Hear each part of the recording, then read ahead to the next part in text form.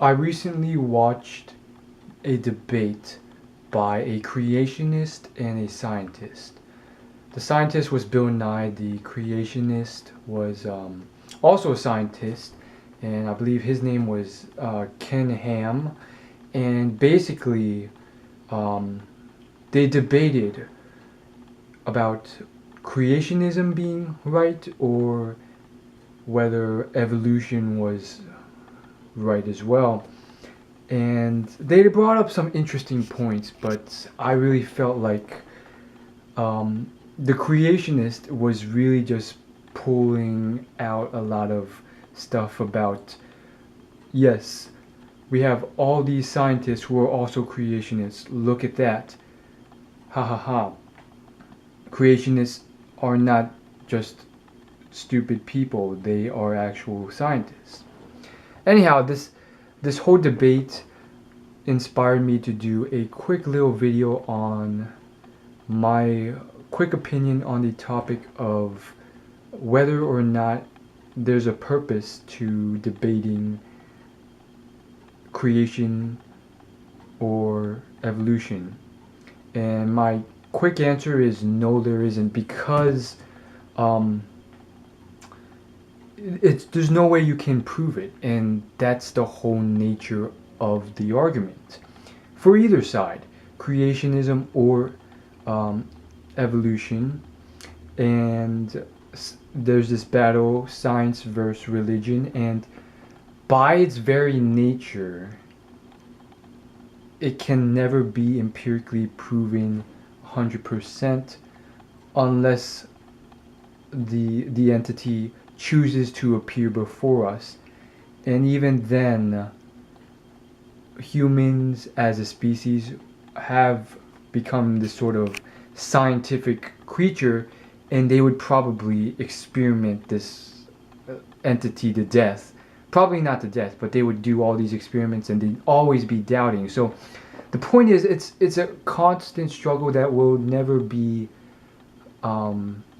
most likely never be completely proven by its very nature, and therefore debating it like you can logically prove it is pointless. And debates of this sort are truly just simply people trying to convince others based on what very little evidence they have.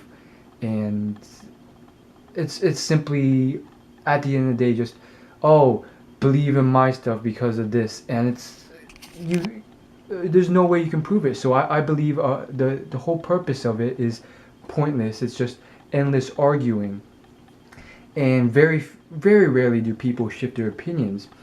However, having gotten that out of the way, there's another huge misconception that I want to make clear, and that's the whole idea that you can't merge these two factions. And obviously, the creationist in the debate I mentioned brought this point forward, and I applaud him for it, which was just that, the fact that science and creationism can be merged into something of one. And so he did this in his debate, and Bill Nye countered with his whole perspective that that's not true.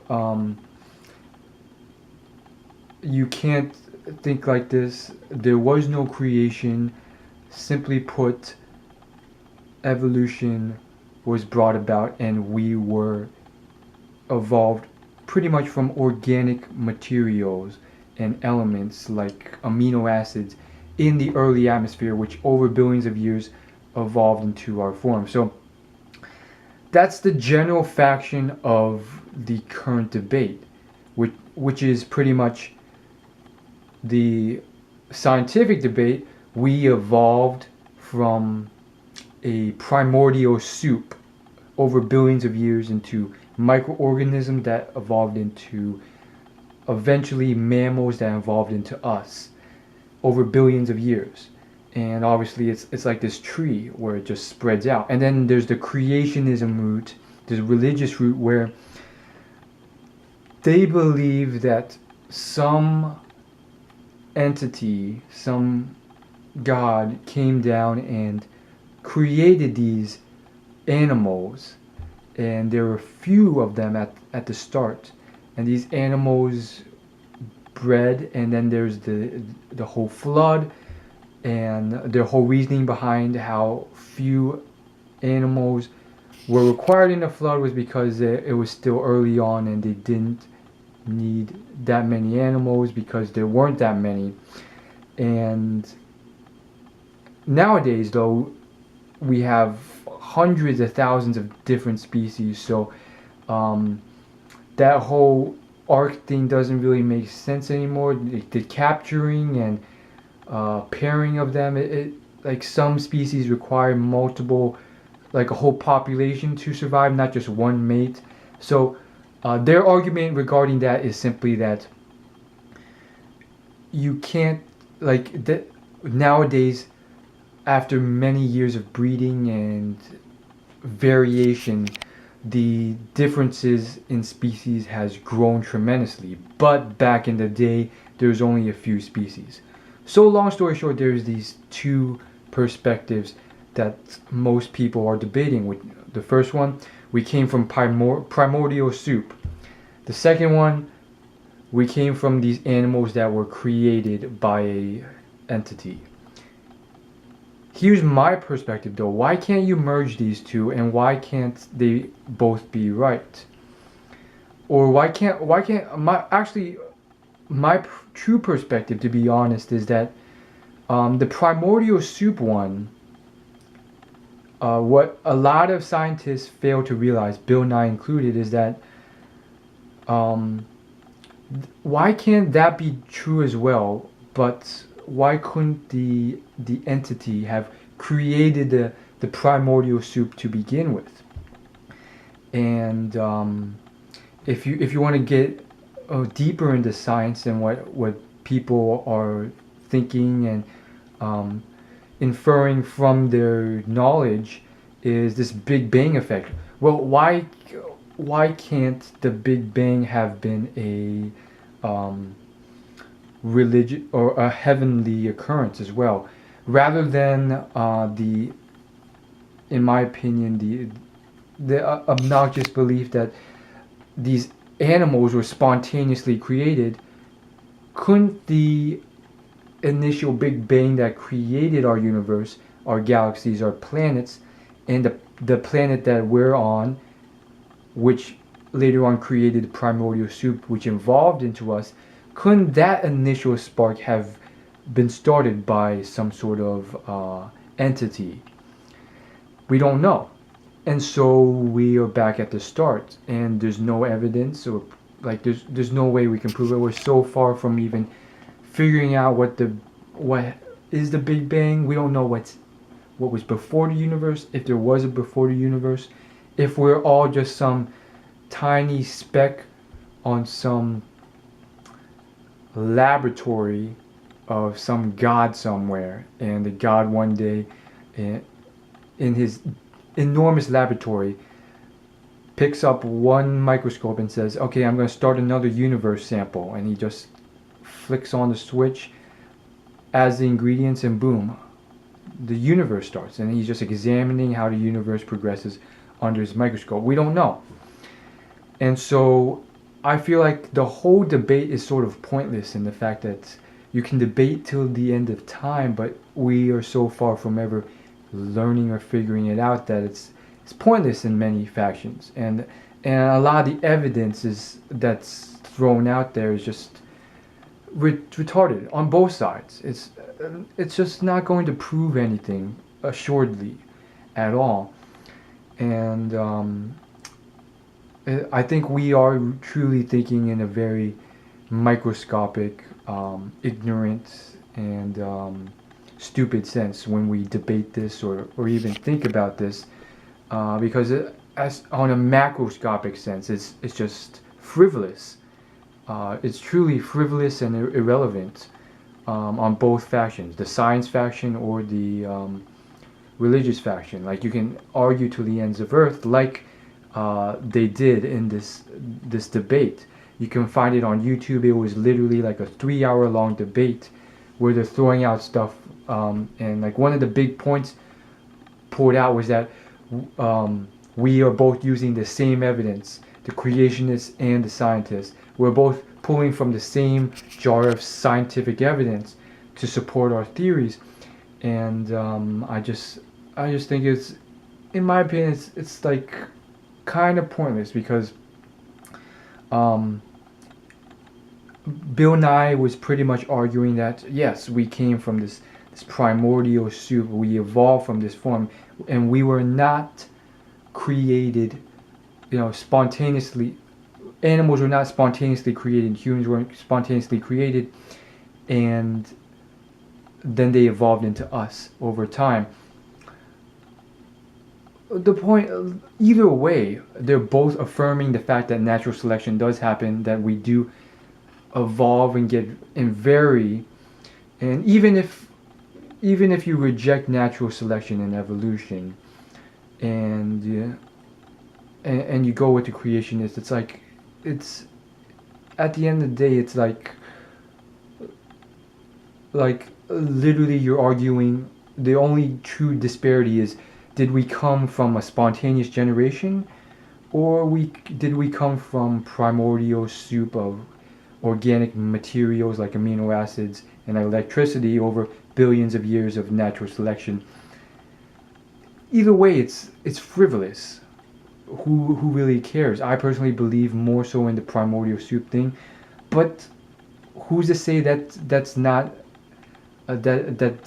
some sort of godlike entity that started that and allowed the laws of nature to allow for us to evolve into our specific form. And who's to say that that does not conflict with what the Bible says? However, it's more of on a metaphoric level than a literal interpretation of events. And that whole Adam and Eve thing could be taken more metaphorically to mean that the first chimpanzees eventually evolved into us. And I think that's the huge misconception that a lot of Christians have. It's that, oh, evolution regarding apes evolving into us, that's completely wrong, and that completely denounces some sort of God being involved.